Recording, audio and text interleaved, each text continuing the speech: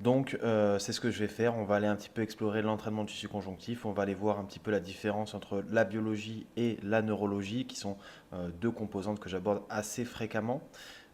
Et donc, voir un petit peu comment on peut réussir à développer l'une et l'autre, voir quel est le problème quand on n'en développe qu'une ou l'autre, et voir un petit peu comment tout cela peut amener à la blessure, et au contraire, si on l'entraîne correctement, comment cela peut amener à la performance et ou à la santé. Donc, quand je parle de tissu conjonctif, je fais un bref rappel pour ceux qui n'ont pas eu les épisodes précédents. Si ce n'est pas le cas, d'ailleurs, je vous invite à le faire, sinon ça risque d'être un petit peu compliqué à suivre. Vous en avez au moins deux. Donc, il y a le monde fascinant du tissu conjonctif, qui fait une présentation un petit peu du tissu conjonctif, des différents éléments qu'il comprend et pourquoi il faut l'entraîner. Ensuite, il y a un épisode un peu plus détaillé sur le tendon. J'ai également fait un épisode sur l'utilisation des Pays and Rays de la méthode donc FRS d'Andreo Spina qui aussi reprennent des notions du tissu conjonctif et qui peuvent être intéressantes pour l'entraînement. Et là aujourd'hui du coup on va parler biologie vs neurologie, comment développer les deux composantes. Voilà, donc le tissu conjonctif, bref rappel, c'est tout simplement tous les tissus blancs qu'on va retrouver au sein de l'organisme. Donc c'est très ça regroupe beaucoup d'éléments. Donc on va retrouver le tissu osseux, on va retrouver les cartilages, les ligaments, les tendons. On va retrouver également tout ce qui va être tissu conjonctif fascia, les tissus conjonctifs intramusculaires, endomysium, périmysium. Donc on va retrouver tout ça. On retrouve également une partie du tissu sanguin, 80% du tissu nerveux. Bref, ça représente l'échafaudage du corps humain. Et du coup, c'est intéressant de s'y pencher parce que si ça, c'est pas solide, si ça cède, eh bien le corps humain, l'organisme n'est pas capable de produire grand-chose. Donc aujourd'hui, beaucoup de personnes savent développer le tissu musculaire, le tissu rouge. Hein, quand vous avez un morceau de viande, un bon morceau de steak que moi je cuis à point, et n'en déplaise aux fameux connaisseurs de viande, pour moi ça se mange à point. Euh, Quand vous prenez un morceau de steak, vous avez le rouge et dedans vous avez le blanc, donc ce que couramment on va appeler le gras, mais qui en fait n'est pas spécialement du gras, c'est du tissu conjonctif un peu pareil que ce qu'on peut retrouver au sein du corps humain. Donc c'est un petit peu ça qu'on va retrouver. Ce tissu conjonctif, il répond à des sollicitations, des contraintes qui vont être bien spécifiques, c'est-à-dire que si on essaye de le développer comme on développe le tissu musculaire, ça ne va pas marcher. Il faut bien avoir en tête que chaque tissu répond à des contraintes spécifiques, donc il faut un signal spécifique pour entraîner des adaptations au sein du tissu cible. Le tissu conjonctif, on va notamment s'y intéresser lorsque on va parler d'emmagasiner de l'énergie et de la restituer. C'est quelque chose qu'on va retrouver très fréquemment dans ce qu'on peut appeler, en tout cas c'est comme ça que c'est appelé dans la science, c'est le cycle étirement-détente, d'accord, ou étirement-raccourcissement.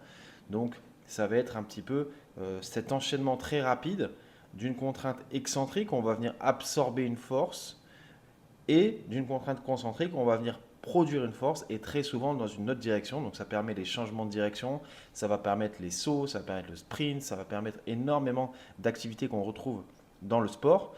Et lors de ces changements de direction, lors de l'application de ces contraintes, on va dire pliométriques sur le corps humain, on va retrouver beaucoup de lésions parce que justement le tissu conjonctif n'est pas assez entraîné, parce que le tissu conjonctif n'a pas la capacité d'absorber les forces qui sont produites par le système nerveux et par le tissu musculaire. Et donc lorsque cette force est produite par ces deux-là et qu'elle est transmise au sein du tissu conjonctif pour arriver jusqu'à l'articulation et émerger du coup dans l'environnement externe, et bien là, ça cède parce qu'il n'est pas entraîné. Donc l'idée, c'est forcément de l'entraîner pour éviter tout ça. Quand on s'intéresse au cycle étirement-détente, on retrouve du coup deux composantes. C'est dans le thème, hein, c'est dans le nom, cycle étirement-détente, cycle étirement-raccourcissement. On a donc bien deux composantes. On a une composante d'allongement et une composante de raccourcissement. Donc on a une composante d'allongement que les Américains et notamment Louis Simons avaient popularisé par le terme de reactive strength. Donc c'est, on va dire, la capacité d'un athlète à absorber les forces en un minimum de temps. Et ensuite, on va avoir le cycle raccourcissement, enfin la partie raccourcissement, qui va plutôt s'appeler, on va dire, une reversal strength en anglais. Donc c'est la capacité derrière à produire une force inverse. Donc ça, c'est pas le thème d'aujourd'hui. J'en parlerai probablement dans un autre podcast. Mais en gros, voilà, on a une phase plutôt excentrique on va venir absorber et très rapidement, on va venir avoir une phase concentrique. On va chercher à utiliser cette énergie qu'on a emmagasinée pour générer une force maximale dans une autre direction. Donc la partie un petit peu force inverse, production de la force inverse, c'est plutôt donc la phase concentrique qui va plutôt être liée à tout ce qui va être notion d'explosivité, de force explosive, de force vitesse. On va pouvoir y mettre aussi dedans le RFD, donc le taux de montée en force. En gros, c'est la capacité à produire le maximum de force dans un temps le plus court possible. D'accord? Mais ça, c'est autre chose. Nous, ce qui nous intéresse aujourd'hui, ça va être la première composante, donc la reactive strength, qui va plutôt être cette capacité excentrique, cette capacité du corps humain, du tissu conjonctif à absorber la contrainte. Par exemple, si je prends un saut, ça va être cette capacité à accepter le contact avec le sol, à avoir une certaine déformation dans un premier temps, à emmagasiner l'énergie pour ensuite venir produire cette force dans le sol et pouvoir sauter de plus en plus haut. Donc, dans cette reactive strength, on va retrouver deux composantes. On va avoir en fait deux chemins vers lesquels les forces vont circuler. On a, on va dire, un chemin qui va du haut vers le bas, qui va du système nerveux vers la périphérie, vers les tissus. C'est-à-dire qu'il faut à un moment donné que le système nerveux produise suffisamment de force pour emmagasiner. Donc ça, c'est la composante neurologique, c'est la capacité du tissu conjonctif à emmagasiner. Et ensuite, on a une direction qui va être plutôt de bas vers le haut, de la périphérie vers le système nerveux, des tissus du tissu conjonctif vers le cerveau, où là, en fait, ça va être plutôt la qualité du tissu conjonctif, la biologie du tissu conjonctif qui va permettre ou pas de faire circuler, diffuser les forces au sein du tissu conjonctif de manière cohérente, correcte, saine, et du coup, moins à risque de blessure. Donc on a réellement deux composantes à prendre en compte quand on veut s'intéresser un petit peu au tissu conjonctif. On a cette composante de haut vers le bas, composante neurologique, capacité à produire et à emmagasiner. Et on va ensuite avoir une composante de bas vers le haut qui va être la composante plutôt biologique, cette qualité, plutôt cet aspect structurel du tissu conjonctif qui est nécessaire pour avoir une diffusion saine des forces au sein du tissu conjonctif et éviter la lésion. Donc c'est bien d'être capable d'encaisser et de produire, mais si dans le tissu ça ne circule pas bien et du coup on a des lésions, forcément c'est inutile. Le truc, c'est qu'il y a beaucoup plus de personnes qui sont au courant de comment développer la neurologie. On sait même globalement comment la mesurer de manière assez fiable. Donc c'est notamment avec le RSI. Le RSI qui est du coup le rapport entre par exemple la hauteur de saut ou la durée de temps de vol divisé par le temps de contact au sol. Donc ça va nous informer sur la capacité neurologique d'absorber et de produire le plus rapidement possible. Mais ça mesure la composante neurologique. Et derrière, on sait comment la développer, puisque globalement, on va avoir tout ce qui va être des gammes de pliométrie, où on va venir solliciter un petit peu ce cycle étirement-détente et étirement-raccourcissement pour venir travailler cette composante neurologique. Donc ça, globalement, on sait le faire. Et même le côté un peu reversal strength, donc la force inverse, la force réponse, la force qu'on va produire en réponse à l'énergie emmagasinée pour aller dans une autre direction, globalement, ça aussi, on sait à peu près le développer, on sait produire la force, on sait produire la force explosive, on sait produire la force vitesse, tout ça on sait le faire.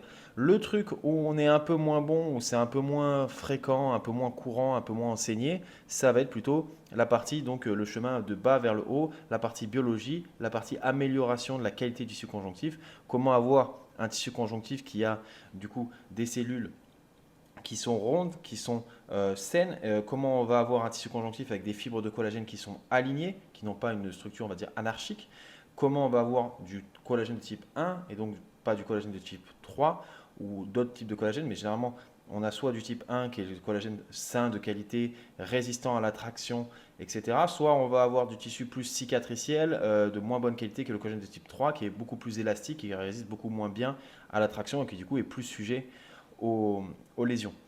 Le truc, c'est que ça, la qualité du tissu conjonctif, c'est quand même extrêmement dur de la mesurer. D'ailleurs, on n'a pas vraiment de moyens fiables de le mesurer, de l'évaluer, et c'est toujours très difficile d'améliorer, d'entraîner quelque chose qu'on ne peut pas évaluer. On va avoir des machines qui apparaissent, par exemple au Real Madrid en basket, ils utilisent notamment la tensiomyographie. C'est pas encore complètement validé, ça montre encore un petit peu des lacunes, etc. Moi, je trouve pas ça très très très pertinent, mais c'est un premier pas dans ce monde biologique du tissu conjonctif. Comment on va réussir à l'évaluer? On va essayer de voir un petit peu comment le tissu conjonctif répond à la contrainte et quelle est un petit peu la qualité de la structure, la qualité de l'architecture du tissu conjonctif.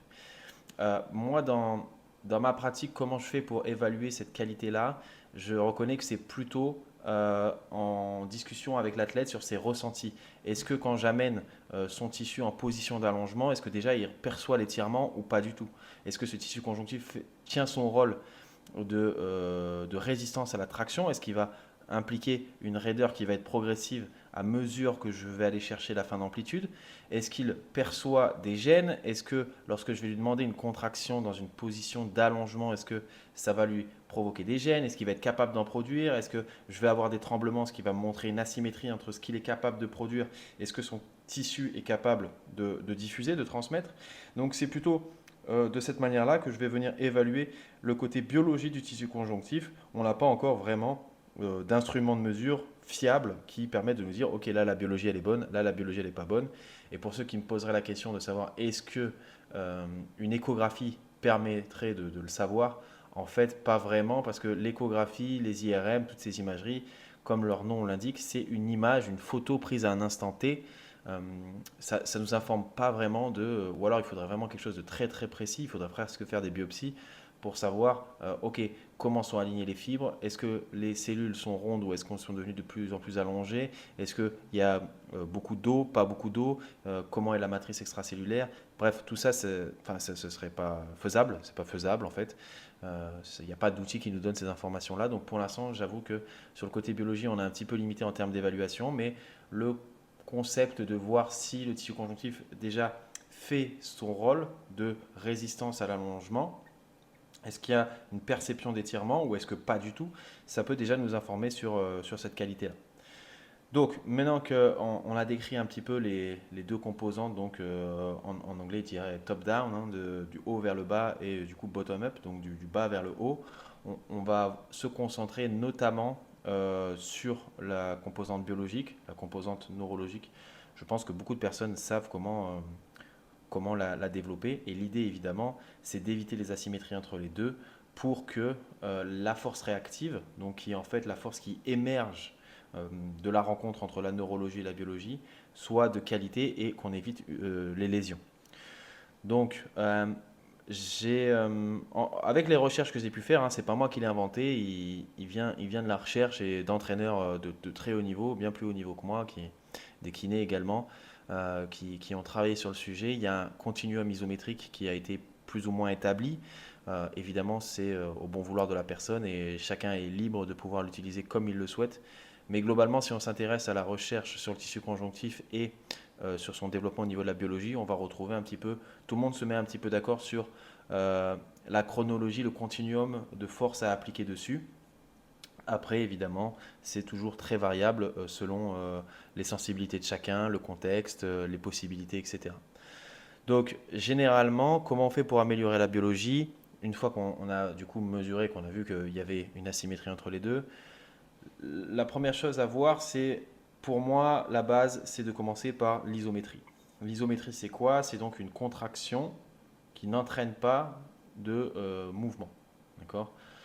Beaucoup de personnes imaginent que l'isométrie, donc quand je dis que contraction sans mouvement, ils voient la chaise, la planche en gainage ou des choses comme ça. Effectivement, ça fait partie d'une contraction isométrique, mais ça ne s'arrête pas là. On peut le faire sur absolument toutes les fonctions articulaires et sur tous les tissus.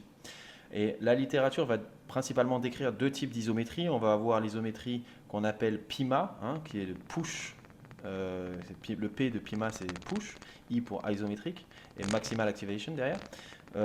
Ensuite, on va avoir le IMA avec un H qui est hold, qui est du coup le fait de maintenir. Donc en gros, soit on va venir pousser ou tirer une charge qu'on n'est pas capable de déplacer, et donc du coup on va générer une force en mouvement, mais on va soit tirer, soit pousser. Soit, donc ça c'est pour le PIMA, soit le HIMA, c'est donc avec un hold, c'est on va retenir une charge sans mouvement.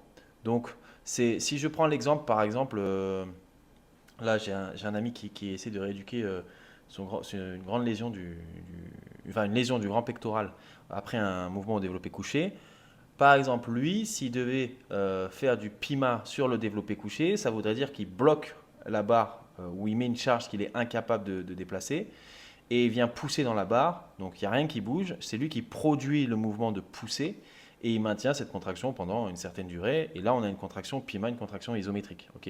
Il y a également le terme overcoming qui existe pour décrire la contraction PIMA. Elle est overcoming, je pense que c'est juste un concept d'entraînement, voilà, c'est un nom qu'on a donné. La recherche utilise le terme PIMA, bon, peu importe, c'est de la sémantique.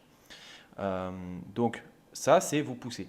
Et dans le même exemple, si on devait faire une IMA, donc le hold, ça voudrait dire qu'en gros, je lui mets la barre sur les mains, il y a une certaine charge, et il doit empêcher la barre de descendre. Donc il est en capacité, donc c'est une charge qui est sous-maximale, il est en capacité de résister à la charge et de retenir sa descente. Mais du coup, il ne produit pas le mouvement de pousser, il retient. Donc ça va être les deux types d'isométrie qui vont être décrits dans la littérature. Et en fonction de ça, on va pouvoir varier l'intensité. Donc à combien de pourcentage d'intensité je vais mettre. Est-ce que je suis à 20%? Est-ce que je suis à 40? Est-ce que je suis à 60, 80? Est-ce que je suis à 100%? Je fais une contraction isométrique maximale. On va pouvoir varier la durée aussi. On va pouvoir également varier les angles, et c'est ça qui est intéressant avec l'isométrie, c'est-à-dire que dans un premier temps, on va pouvoir limiter les biais, on va pouvoir limiter les variables qui vont agir sur le système pour essayer d'envoyer le signal vraiment là où on veut, dans la direction où on veut, sur le tissu que l'on souhaite cibler.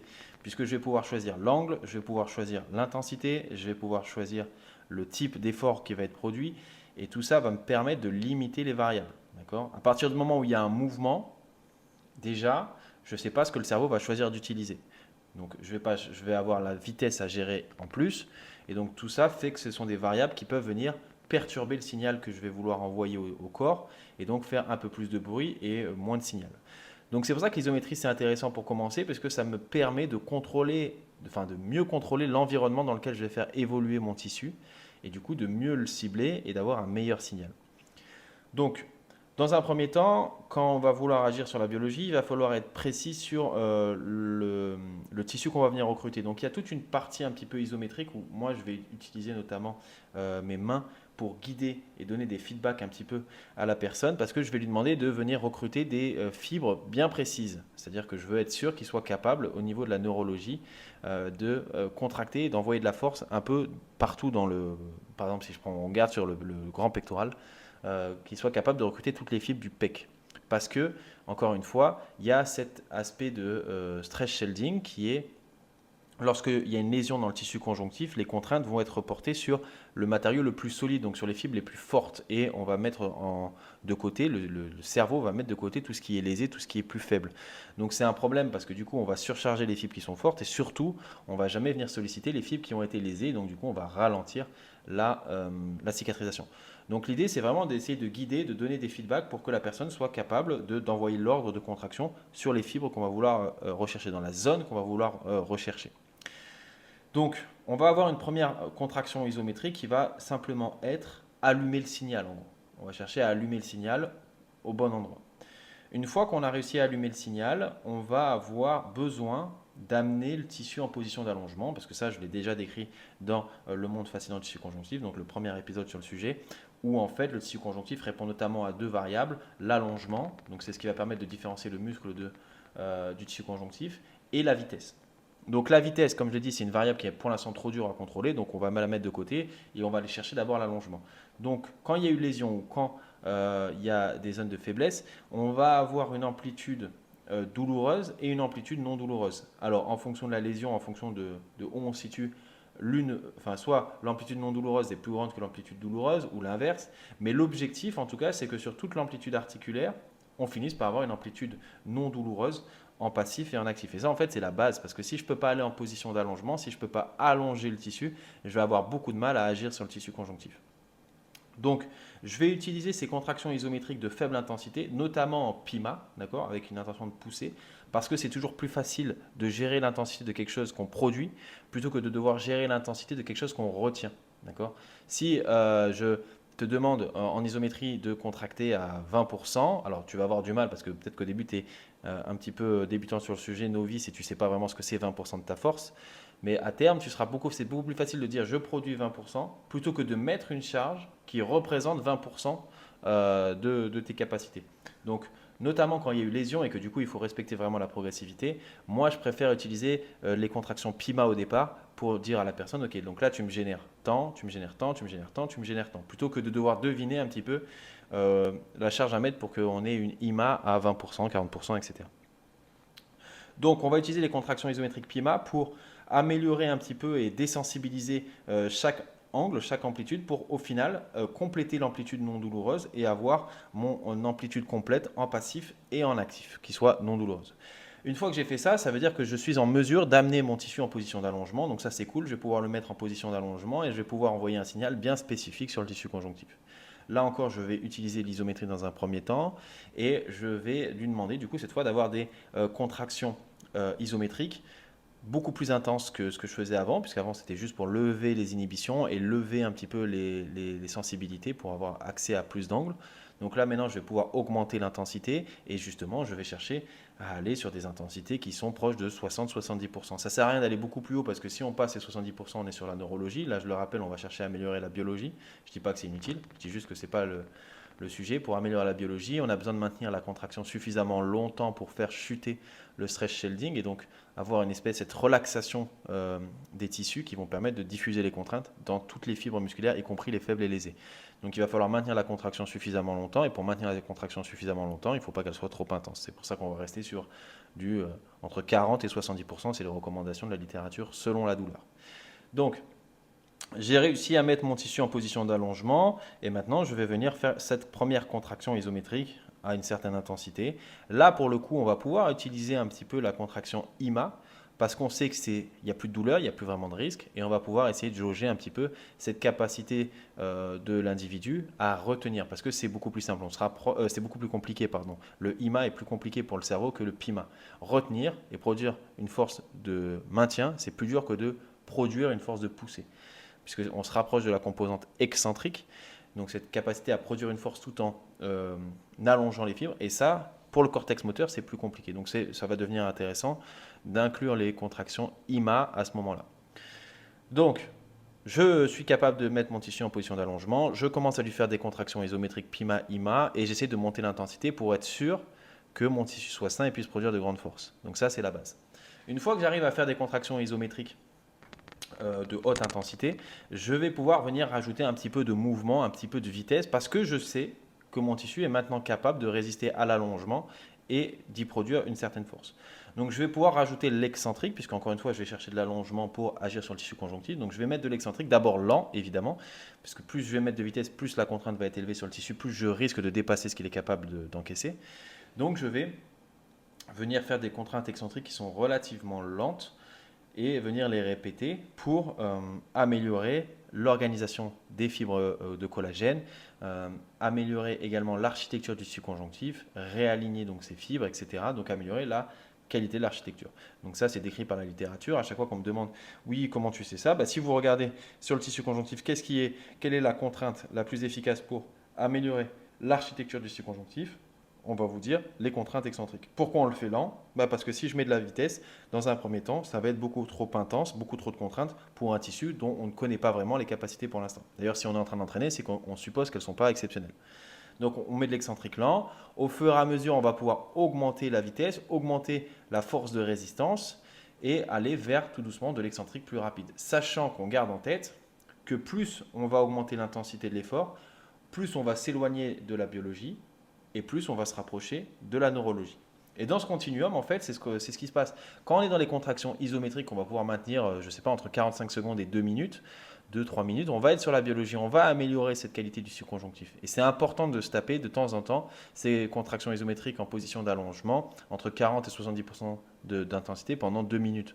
C'est important pour cette qualité-là, cette qualité biologique du tissu conjonctif. Et ensuite, on va pouvoir, une fois que la biologie est saine, on va pouvoir tout doucement transiter vers la composante du coup top-down, donc de haut vers le bas, la composante neurologique. Donc on va mettre de l'excentrique lent, puis tout doucement on va progresser vers l'excentrique rapide, d'accord? Et ensuite on va pouvoir utiliser ce qu'on appelle les différentes formes d'isométrie. Donc, on va retrouver cette fois l'isométrie balistique. L'isométrie balistique, qu'est-ce que c'est? Ça va être l'enchaînement d'un mouvement dynamique, donc concentrique, avec juste derrière une contraction isométrique. Donc, si je reprends mon exemple au départ du développé couché, ça veut dire que la personne part avec la barre sur la poitrine, elle va avoir une certaine distance de poussée que je vais lui laisser libre, et d'un coup, elle va se retrouver confrontée à une contraction isométrique. Donc là, je vais pouvoir choisir la durée de la phase concentrique, donc combien de temps je le laisse pousser, sur quelle distance. Je vais pouvoir également choisir l'angle auquel je mets la contraction isométrique. Je vais pouvoir également choisir l'intensité avec laquelle il fait la phase concentrique et l'intensité avec laquelle il fait la phase isométrique. Et je vais pouvoir choisir la durée des deux. En fonction de tout ça, évidemment, c'est quelles sont ses capacités, vers où je veux l'amener. Plus c'est long et à faible et moyenne intensité, plus je vais être vers la biologie. Plus c'est court et intense, et plus je vais me concentrer vers la neurologie. Donc ça, c'est encore une fois une façon de transiter, d'avoir un certain continuum. Donc ça, c'est l'isométrie balistique. On m'avait dit, c'est assez marrant enfin, je n'ai jamais su si la personne me posait une réelle question ou si elle se foutait de ma gueule, mais elle me disait, oui, c'est quand même marrant d'associer un terme d'isométrie, donc contraction sans mouvement, avec balistique, qui est du coup un mouvement le plus rapide possible. Enfin, je ne sais pas si c'est drôle, moi ça ne m'a pas fait rire, mais en tout cas, c'est tout simplement pour avoir cette composante un peu neurologique au départ, de produire de la force le plus vite possible, et ensuite de se retrouver sur une phase isométrique. Donc ça, c'est l'isométrie balistique, ça fait la transition entre la biologie et la neurologie. On va ensuite retrouver ce qu'on va appeler l'excentrique quasi-isométrique. Donc là, qu'est-ce que c'est? En fait, l'excentrique quasi-isométrique, c'est un IMA, c'est une contraction isométrique IMA, mais sauf qu'avec la fatigue, vous perdez le duel face à la gravité, face à la charge. Donc ça veut dire qu'en gros, sur le développé couché, vous partez bras tendus, la barre est donc en haut, et il y a une charge dont vous résistez à la descente, sauf qu'avec la fatigue, eh bien, vous perdez à terme. Donc elle va finir par vous battre. Donc on dit excentrique parce que forcément, il y a une contraction avec une position d'allongement puisque vous perdez, donc il y a un allongement des fibres du grand pectoral. Mais quasi isométrique parce que vous luttez à chaque étage pour maintenir la charge au maximum. Donc en fonction de la durée de cette contraction, si vous allez réellement à l'échec, si vous donnez tout pour résister, etc., l'excentrique quasi isométrique, c'est une contrainte extrême sur le tissu. D'accord? Un EQI, donc excentrique quasi isométrique, EQI max à l'échec, enfin, vous broyez beaucoup de tissu, d'accord? Donc c'est quelque chose qu'il faut faire de temps en temps, pas toutes les semaines, hein, de temps en temps. C'est un effort maximal, donc c'est pas quelque chose qu'on s'amuse à faire tout le temps. Mais par contre, il faut être entraîné et ça finit par avoir de très bons effets sur le tissu. Donc une fois que j'ai fait mon isométrie à la base pour allumer le signal, ensuite j'ai réussi à faire des petites contractions isométriques à basse intensité pour compléter mon amplitude non douloureuse. Une fois que j'ai fait ça, que je l'ai complété en position d'allongement, je suis capable de générer en isométrie, en IMA et en PIMA de haut niveau d'intensité. Donc je vais pouvoir commencer à rajouter de la vitesse. Donc je mets de l'excentrique lent. Une fois que l'excentrique lent ça passe, je vais pouvoir passer sur de l'excentrique un peu plus rapide. Puis je vais pouvoir inclure mon isométrie balistique où je vais avoir un mouvement dynamique suivi d'une contraction isométrique. Je vais pouvoir également commencer à y mettre de l'EQI, donc c'est-à-dire faire de l'isométrie sur toute l'amplitude articulaire. Et ensuite, on va pouvoir venir sur des modes de contraction un peu plus chaotiques qui vont être, par exemple, l'isométrie oscillatoire. Donc là, c'est notamment avec des bandes élastiques où on va attacher, par exemple, je garde le développé couché, donc là on fait ce qu'on appelle du bamboo bench. Je ne savais pas que ça s'appelait comme ça. Je l'ai retrouvé dans ma prog par Louis Robert Monaco pour développer la force et il m'a appris que ça s'appelait comme ça. Et du coup, vous avez sur la barre, au bout de la barre, vous avez une sangle, enfin une bande élastique auquel vous attachez un poids, une kettlebell ou peu importe. Et du coup, ça fait des oscillations avec l'élastique. Donc, vous venez descendre, par exemple, à une certaine vitesse, bloquer avec une contraction isométrique. Et là, vous devez gérer les oscillations des kettlebells et des bandes élastiques.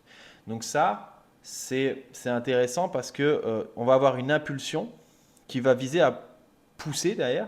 Donc soit vous descendez, donc là vous cherchez à maintenir, soit vous cherchez à monter et donc cherchez à pousser.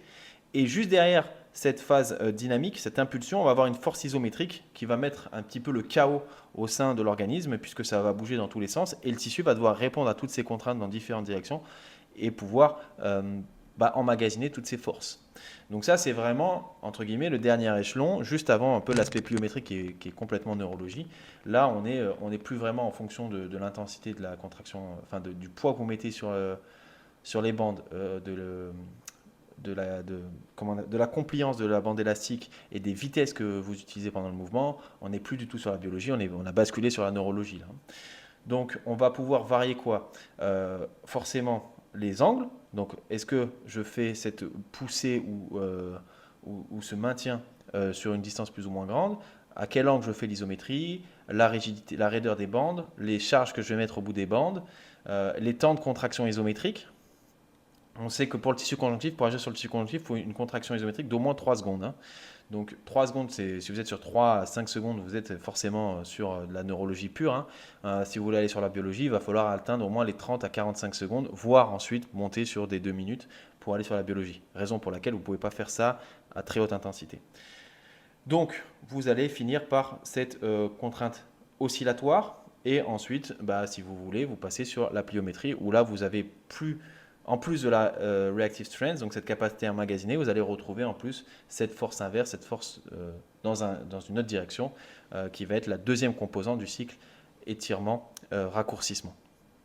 Donc, voilà un petit peu sur l'entraînement du tissu conjonctif et ce continuum isométrique.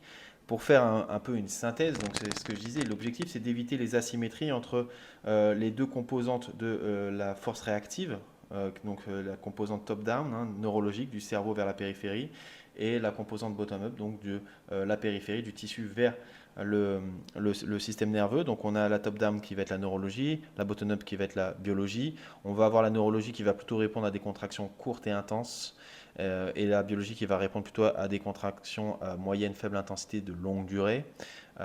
Et le problème, c'est que la neurologie évoluant beaucoup plus vite que la biologie, on se retrouve très rapidement avec une asymétrie, donc une capacité de l'organisme à produire une force beaucoup plus importante que ce qu'il est capable d'encaisser et de diffuser, ce qui va du coup entraîner des lésions. Donc l'idée, c'est d'améliorer cette composante bottom-up, d'améliorer cette biologie pour être capable d'absorber et de diffuser beaucoup plus de force et du coup d'éviter une asymétrie trop grande. Parce qu'il n'y a pas de risque de blessure si vous avez une biologie qui est bien plus importante que la neurologie. Si vous êtes capable d'encaisser beaucoup plus que ce que vous êtes capable de produire, vous êtes juste inefficace, mais vous n'êtes pas à risque. Alors que si vous êtes capable de produire beaucoup plus que ce que vous êtes capable de transmettre, là, vous êtes très efficace, mais vous êtes surtout très à risque. Donc, c'est pour ça qu'on s'est beaucoup concentré sur la neurologie parce que ça permettait d'être efficace. Le problème, c'est que du coup, ça a créé beaucoup de lésions. Et aujourd'hui, si on regarde un petit peu les blessures qu'on a dans le monde du sport, elles se touchent quasiment toutes le tissu conjonctif parce qu'on est capable de produire beaucoup de force, mais l'organisme n'est pas capable de l'encaisser et de la transmettre. Donc, du coup, ça cède. Donc, du coup, on est passé sur l'entraînement de la biologie, capacité déjà à allumer le signal. Ensuite, on va avoir capacité à aller chercher l'allongement, donc à compléter l'amplitude non douloureuse avec des isométries de très basse intensité, notamment PIMA à ce moment-là. On va ensuite chercher à augmenter les capacités à produire des forces isométriques en position d'allongement avec des contractions différentes, donc PIMA ou IMA. On va ensuite pouvoir y mettre de la vitesse excentrique lent, excentrique plus rapide, les EQI. On va pouvoir ensuite venir mélanger l'isométrie et le dynamique avec les isométries balistiques, puis l'isométrie oscillatoire et finir, pourquoi pas, sur la pliométrie pour intégrer la force inverse, la reversal strength, pour changer de direction, produire une force dans une autre direction, sachant qu'encore une fois, c'est une composante à part. Dans le cycle étirement-raccourcissement, il y a étirement et raccourcissement. Donc cette capacité concentrique, c'est quelque chose qui se produit à part. Cette capacité de la tête à produire de la force dans un maximum de force dans un temps le plus court possible, c'est une capacité différente de la capacité à emmagasiner le plus de force possible. Donc ça ne s'entraîne pas de la même façon. D'accord ?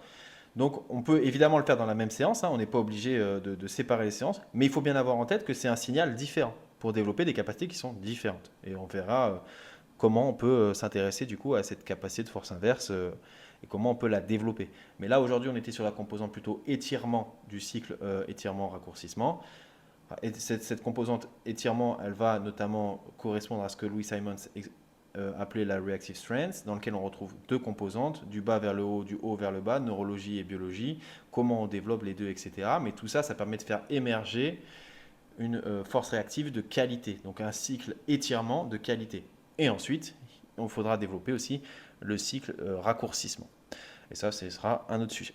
Donc voilà un petit peu ce que j'avais à dire sur le développement de la biologie et la neurologie. S'il y a des questions, évidemment, dans les commentaires ou en privé, par mail, sur Instagram, aucun problème. Hein. Vous pouvez m'écrire. Donc par mail, c'est motiontherapyexpert@gmail.com. Sur Instagram, Motion Therapy Expert. Sur le Substack, vous pouvez envoyer un message directement ou laisser un commentaire. Sur sur Spotify à l'écoute du podcast, vous pouvez également laisser un commentaire. C'est absolument pas un problème. J'ai également eu des questions pour du suivi en distanciel. Alors, oui, j'en fais. Par contre, les places, elles sont limitées parce que ça prend énormément de temps. Je pense que les gens ne se rendent pas compte du travail que c'est de suivre quelqu'un à distance. Alors que ce soit d'ailleurs les professionnels ou les personnes qui sont suivies, les professionnels qui pensent qu'ils vont pouvoir suivre 50 personnes et faire de la qualité, je pense que c'est illusoire, impossible. Moi, je limite à 10 personnes par mois, et encore, c'est parce que j'ai du temps. Mon emploi, ma façon d'exercer me permet de dégager du temps et donc d'y consacrer du temps. Mais sinon, c'est extrêmement chronophage, puisque du coup, il faut faire ce bilan complet qui prend énormément de temps avec la personne. Derrière, il faut construire le programme, il faut filmer tous les exercices. Et ensuite, moi, j'insiste vraiment sur le suivi quotidien. Donc, cette communication que j'ai avec les patients que je suis ou les athlètes que je suis, qui est quotidienne, où on échange, on refait des visios dans le mois, etc. Donc, ça prend énormément de temps. C'est pour ça que les places sont limitées. Donc, j'en suis que 10 à la fois. Là, il me reste une ou deux places. Il faudra que je regarde. Donc, les personnes qui seraient intéressées par du suivi à distance, je vous laisse également m'écrire et me contacter. Et évidemment, on pourra, pour le coup, développer votre tissu conjonctif et éviter les blessures et vous permettre de performer sur votre activité. Voilà, on se retrouve très rapidement ensuite pour un Puissance Santé cette fois. Donc ce sera une interview beaucoup plus sur un sujet beaucoup plus général, donc beaucoup plus ouvert à tout le monde. Il y a le blabla de basket qui est sorti également vendredi, qui est très très intéressant sur le développement.